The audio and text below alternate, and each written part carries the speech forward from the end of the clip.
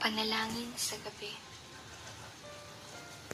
Ama sa langit, natapos ko ang gawain ngayong araw.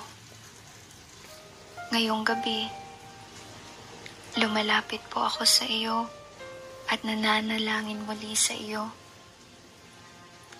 Salamat sa pamumuno mo sa araw ko. Sa likod ng lahat ng pinagdadaanan ko ngayon, ay ang iyong mabuting hangarin.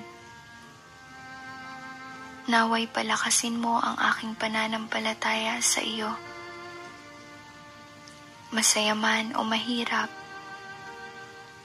naway turuan mo akong tingnan ang lahat ng ito bilang pataba para sa paglago ng aking pananampalataya.